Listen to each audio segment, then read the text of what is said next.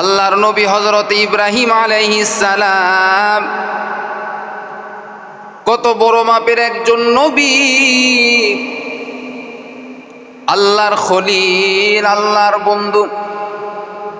আল্লাহ পাক রব্বুল আলামিন ইব্রাহিম নবীকে এতটা মায়া করেন, দয়া করেন। এরে আল্লাহর বান্দা ইব্রাহিমকে আল্লাহ পাক রব্বুল আলামিন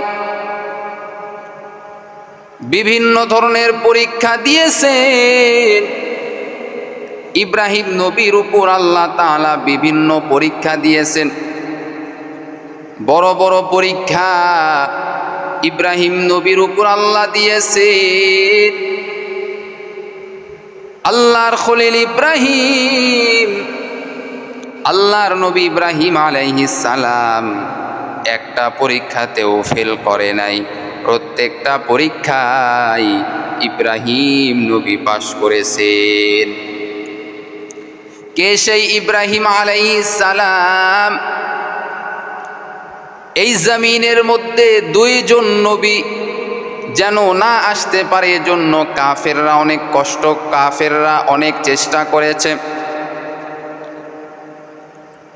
কাফের মুশরিক বেঈমান তারা ভালো করেই জানে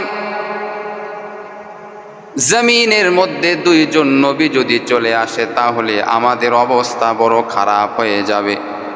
এক নাম্বার হলো পয়গম্বর ইব্রাহিম আলাইহিস সালাম, দুই নাম্বার হলো হযরতে মূসা আলাইহিস সালাম। ইব্রাহিম আলাইহিস সালাম যেন জমিনের মধ্যে না আসতে পারে, এজন্য নমরুদ কত চেষ্টা করলো ইব্রাহিমকে আশা থেকে ঠেকানোর জন্য। কত ছোট ছোট সন্তানকে হত্যা করেছে নমরুদ। মায়ের কোল থেকে নেওয়ার পর কত ছেলে সন্তানকে নমরুদ হত্যা করলো। মূসা আলাইহিস সালামকেও ঠেকানোর জন্য, জমিনে আসতে দিবে না এজন্য ফেরাউন কত ছোট ছোট মাসুম বাচ্চাকে হত্যা করেছে। তারপরেও আল্লাহর জমিনে আল্লাহ দুইটা নবীকে পাঠায় দিয়েছেন। এরে আল্লাহর বান্দা ইব্রাহিম আলাইহিস সালামকে ঠেকানোর জন্য নমরুদ ঘোষণা করে দিল, আমার এই এলাকার মধ্যে যেন কোনো ছেলে সন্তান যেন জন্মগ্রহণ করতে না পারে। যেই ছেলে সন্তান জন্মগ্রহণ করবে তাকেই হত্যা করা হবে। এরে নবীর আশিক উম্মতের দল, আল্লাহ পাক রব্বুল আলামিন এমনভাবে ইব্রাহিম আলাইহিস সালামকে ওই জমিনের মধ্যে পাঠায়া দিল।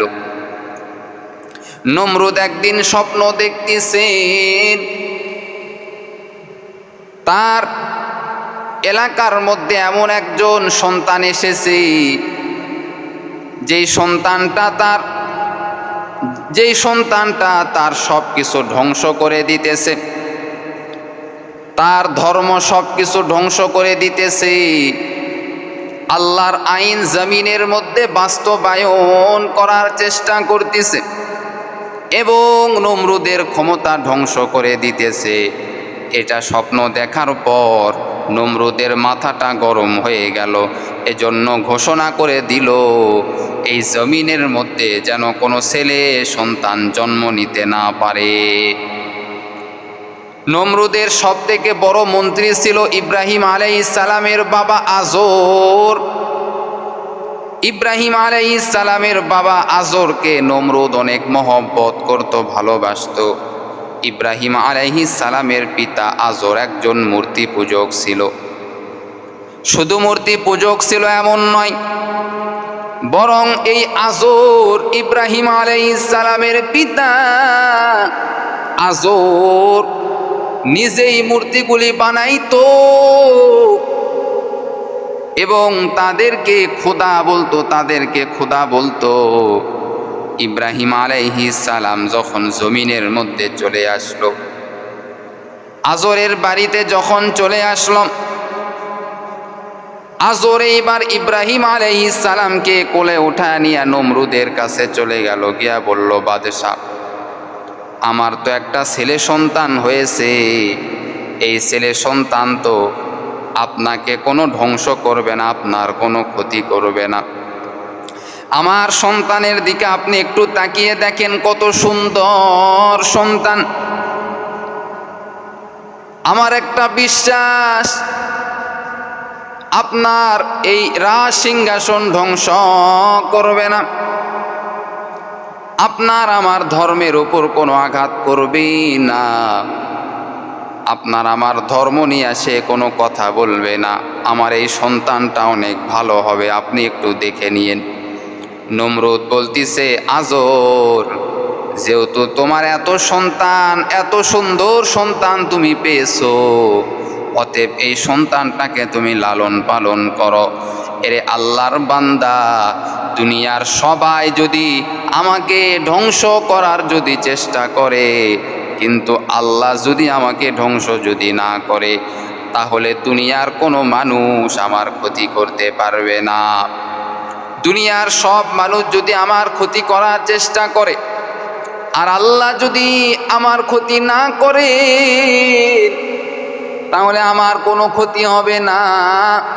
আর আল্লাহ যদি আমার ক্ষতি চান, দুনিয়ার সব মানুষ যদি আমার ভালো চাই, আমার কোনো লাভ হবে না, বরং আমার ক্ষতি হয়ে যাবে।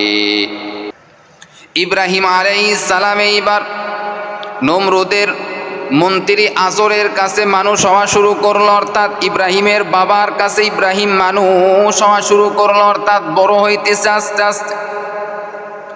বাজারে যাইতে পারে এমন বয়স হয়েছে, এমন বয়স হয়েছে বাজারে যাইতে পারে।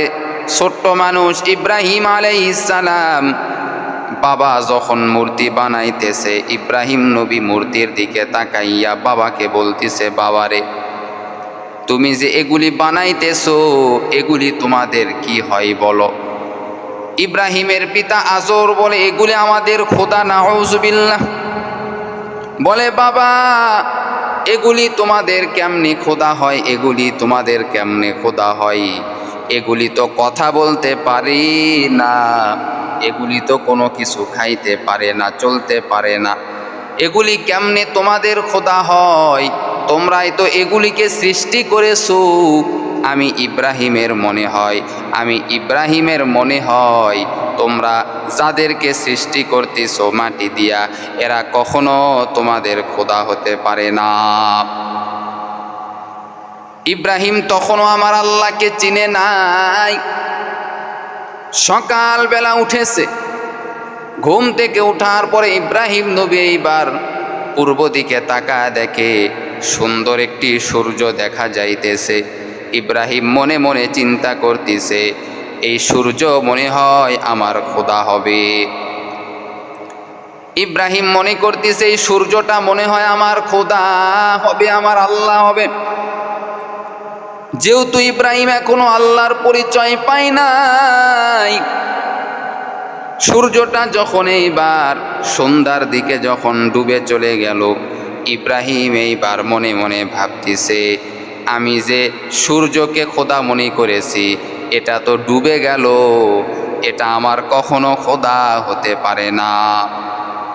এরপরে রাতের অন্ধকারে তাকিয়ে দেখে আসমানের দিকে চাঁদ দেখা যায়। ইব্রাহিম নবী মনে করেছে, এটা মনে হয় আমার খোদা হবে। কিন্তু সকাল যখন হয়ে গেল, চাঁদের আর দেখা নাই। ইব্রাহিম নবী এইবার বুঝে নিল, এই চাঁদ আমার খোদা হবে না, এই সূর্য আমার খোদা হবে না।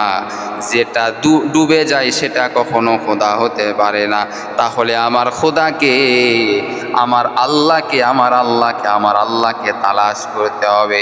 আল্লাহ তাআলা গাইবী আওয়াজ দিয়া ইব্রাহিম নবীকে জানা দিলেন, ইব্রাহিম রে, তুমি যেই আল্লাহকে খুঁজতেছো, যেই রবকে তুমি খুঁজতেছো রে ইব্রাহিম, ও ইব্রাহিম, আমি তোমার রব, আমি তোমার আল্লাহ, আমি তোমার মালিক।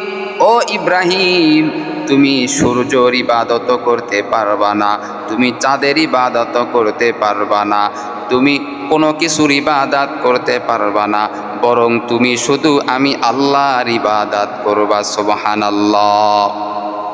আল্লাহর পরিচয় ইব্রাহিম নবী যখন পেয়ে গেল, ইব্রাহিম নবীর অন্তরে আনন্দ শুরু হয়ে গেল। যেহেতু আল্লাহর পরিচয় পেয়েছি, আর আমার কোনো টেনশন নাই। এবার থেকে ইব্রাহিম আলাইহিস সালাম রাতের অন্ধকারে আর ঘুমাই না, শুধুমাত্র আল্লাহর নামের জিকির করে। জিকরে হক মুদগেজাই রুহেরা রহমা মুতু ইদিলে মাজরুহেরা। ইব্রাহিম নবী এইবার বাবাকে বলতেছে, বাবা তোমরা যাদের ইবাদত করো, যেই মূর্তিগুলি ইবাদত করো, এই মূর্তিগুলি তোমাদের কোনোদিন খোদা হতে পারে না। আমি ইব্রাহিম আমার খোদাকে আমি পেয়েছি। এবার ইব্রাহিম আলাইহিস সালামের বাবা একটি ঘরের মধ্যে যেহেতু মূর্তি তৈরি করেন, এই মূর্তিগুলো তৈরি করার পর এই মূর্তিগুলিকে আবার বিক্রি করা হয় বাজারে নিয়ে গিয়ে। একদিনের ঘটনা, ইব্রাহিম আলাইহিস সালাম যেখানে বসবাস করে বাবেল শহরে, ওই জায়গায় একটি মেলার আয়োজন করা হইল। মেলার আয়োজন, যেখানে নাচ গান করা হবে, যেখানে কনসার্টের ব্যবস্থা করা হলো। ওই এলাকার সবাই ইব্রাহিম আলাইহিস সালামের বাবা সহ আরো সকলে, নমরুদ সহ সকলে চলে গেল ওই মেলায়। ইব্রাহিম আলাইহিস সালাম ওই মূর্তির ঘরের মধ্যে ঢুকিয়া যতগুলি মূর্তি রয়েছে একটি হাতুড়ি দিয়া সব মূর্তিগুলি ভেঙে চুরমার করে ফেলে দিল। সব থেকে বড় যে মূর্তি রয়েছে, ওই মূর্তির কাঁধের উপরে হাতুড়টা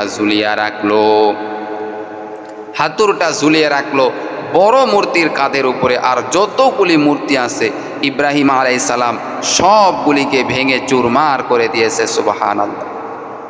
এবার মেলায় থেকে যখন এলাকার মানুষেরা যখন চলে আসলো, ইব্রাহিমের পিতা আজরও যখন চলে আসলো, আসার পরে মূর্তির ঘরের মধ্যে যখন প্রবেশ করলো, দেখে এমন অবস্থা, সব মূর্তিগুলি ভেঙে চুরমার হয়ে আছে। শুধুমাত্র বড় একটি মূর্তির কাঁধের উপরে ওই হাতুড়িটা রয়েছে। সুবহানাল্লাহ।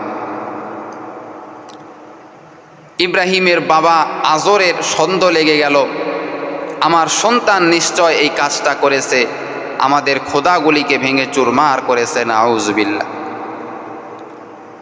যেহেতু আমার সন্তান ইব্রাহিম আমার এই খোদাগুলির বিরোধিতা করে, অতএব আমার বোঝার আর বাকি নাই, ইব্রাহিমই এই সবগুলি খোদাকে হত্যা করেছে, অর্থাৎ ভেঙে চুরমার করেছে। ইব্রাহিমকে ডাকা হলো, সকলের সামনে ইব্রাহিমকে ডাকা হলো, ইব্রাহিম তুমি মনে হয় এই খোদাগুলিকে ভেঙে চুরমার করে দিয়েছো। ইব্রাহিম আলাইহিস সালাম বলতেছেন, আমাকে কেন জিজ্ঞাসা করতেছেন? সকলে বলতেছে, ইব্রাহিম তোমাকে কেন জিজ্ঞাসা করব না, তুমি তো আমাদের খোদাদের বিরোধিতা করো, অতএব তোমার দ্বারা এই কাজ করা সম্ভব। ইব্রাহিম এইবার বড় ওই মূর্তির দিকে আঙ্গুলটা দিয়া দেখায়া দেয়, ওই বড় মূর্তিকে আপনি জিজ্ঞাসা করেন। ওই বড় মূর্তি সবগুলিকে মনে ভেঙে চুরমার করে দিয়েছে। সবাই এক বাক্যে বলল, ইব্রাহিম তোমার মাথা মনে হয় পাগল হয়েছে, এই মূর্তিগুলি তো কথা বলতে পারে না, আমাদের খোদাগুলি তো কথা বলতে পারে না, তাদের তো কোনো শক্তি নাই। ইব্রাহিম এইবার যখন যুক্তি দিল, যাদের কোনো শক্তি নাই, যারা কথা বলতে পারে না, কিচ্ছু খাইতে পারে না, তাদেরকে কেমনি আপনারা খোদা হিসাবে মানেন? আপনারা মানলে মানতে পারেন, কিন্তু আমি ইব্রাহিম কখনো এই মূর্তিগুলিকে খোদা হিসাবে মানব না। ও বাবা, আপনারা ভুল পথে রয়েছে। এখনো সময় আছে বাবা, ইসলাম ধর্ম গ্রহণ করে নেন। এই মূর্তির পূজাগুলি ছেড়ে দেন। এই পূজাগুলি ছাড়িয়ে একমাত্র আল্লাহর ইবাদতের মধ্যে সময় দেন। এগুলির কোনো শক্তি নাই, এগুলির কোনো শক্তি নাই, বরং এগুলি কিয়ামতের দিন আপনাদেরকে টেনে টেনে জাহান্নামে নিয়ে যাবে। বাবা, এগুলির তো কোনো শক্তি নাই, অথচ কিয়ামতের দিন এগুলির আল্লাহ তাআলা তাদের মধ্যে জান দিবে, শক্তি দিবে। এই সমস্ত মূর্তিরা আপনাদেরকে টেনে টেনে জাহান্নামের দিকে নিয়ে যাবে। ইব্রাহিমের পিতা আজরের মাথা গরম হয়ে গেল। আমার সন্তান আমার খোদার বিরোধিতা করে। নমরুদের কাছে গিয়া সব কথা খুলে বলল, আমার সন্তান আমার এই খোদাদের বিরোধিতা করতেছে। নমরুদের মাথা গরম, ইব্রাহিমকে এইবার আগুনের মধ্যে পুরানো দরকার। যেহেতু আমাদের খোদার বিরোধিতা করতেছে, কি করা যায়? আগুনের মধ্যে পুরানো দরকার। 40 দিন ধরে আগুন জ্বালানো হইল, 40 দিন ধরে আগুন জ্বালানো হইল, বিশাল বড় আগুন জ্বালানো হইল। 40 দিন ধরে আগুনটা তাপানো হইল। ইব্রাহিম বলতেছে, আমাকে আগুনের মধ্যে দিবেন, আমার কোনো বাধা নাই, তারপর আমি আপনাদের ধর্ম গ্রহণ করব না। আমি একমাত্র আল্লাহর ধর্ম ইসলাম ধর্ম গ্রহণ করেছি। আগুনে দিলে দেন, তারপরেও আমি ইব্রাহিমের কোনো সমস্যা নাই। আমি ইব্রাহিমের জন্য একমাত্র আমার আল্লাহ হলো যথেষ্ট। এবার নমরুদ ইব্রাহিম আলাইহিস সালামকে কৌশল খাটাইয়া আগুনের মধ্যে ফালাইয়া দিল। আল্লাহর কি কুদরত! ইব্রাহিমের জন্য আগুনটা ফুলের বাগান হয়ে গেল, এত শান্তিদায়ক হয়ে গেল। আল্লাহ বলেন, কুলনা ইয়া নারু কুনি বারদাম ওয়া সালামান আলা ইব্রাহিম। আল্লাহ আগুনকে ঘোষণা করে দিলেন, রে আগুন, আমার ইব্রাহিমের জন্য তুমি আরামদায়ক হয়ে যাও, শান্তিদায়ক হয়ে যাও রে আগুন। আমার ইব্রাহিমের জন্য যেন কোনো কষ্ট না হয়, এমন শান্তিদায়ক হয়ে যাও যেন আমার ইব্রাহিম, ওই আগুন তোমার মধ্যে যেন আমার ইব্রাহিম যেন আরাম করতে পারে। 40 দিন ধরে ইব্রাহিম নবীকে আগুনের মধ্যে রাখা হলো। এরপরেও ইব্রাহিম নবীর শরীর পোড়া তো দূরের কথা, বরং একটা পশমও পরে নাই। সুবহানাল্লাহ। ফেরেশতারা এসে বলল, ইব্রাহিম, আমি তোমাকে সাহায্য করতে পারি, শুধু বলো। ইব্রাহিম নবী বলতেছেন, আমার কারো সাহায্যর দরকার নাই, আমি একমাত্র আল্লাহর সাহায্যই আমার জন্য যথেষ্ট। সুবহানাল্লাহ। এরে বান্দা, ইব্রাহিম নবী যখন 40 দিন আগুনে থাকার পরে যখন বের হয়ে আসলো, সব মানুষেরা অবাক। যারা ওখানে উপস্থিত ছিল সবাই মনে করেছে ইব্রাহিম আগুনে পুড়ে ছারখার হয়ে গেছে, তার হাড্ডি গুঁড়া তো পাওয়ার দূরের কথা, তার একটা ছায়া পর্যন্ত পাওয়া যাবে না। কিন্তু যখন সুস্থ শরীরে হাসতে হাসতে যখন ইব্রাহিম নবী বের হয়ে গেল, সবাই অবাক। সঙ্গে সঙ্গে আর দেরি নাই, সবাই কালিমা পড়িয়া ওই জায়গায় মুসলমান হয়ে গেল। এরে নবীর আশিক উম্মতের দল, ওই আল্লাহ এখনো আছে রে বাবা, যেই আল্লাহ ইব্রাহিম নবীকে হেফাজত করেছে। ওই আল্লাহ এখনো আছে, যে আল্লাহ ইউসুফ আলাইহিস সালামকে কুয়া থেকে হেফাজত করেছে। ওরে বান্দা, ওই আল্লাহ এখনো রয়েছে, যেই আল্লাহ নবীদেরকে হেফাজত করেছে কাফের বেঈমানদের হাত থেকে। ওই আল্লাহ তো এখনো আছে, কিন্তু আমাদের ঈমানের কোনো বিশ্বাস নাই, আমাদের ঈমান দুর্বল, এজন্য আমরা খাঁটি আল্লাহর বান্দা হতে পারি না। ইব্রাহিম নবীর জীবনী থেকে আমাদের শিক্ষা নিতে হবে।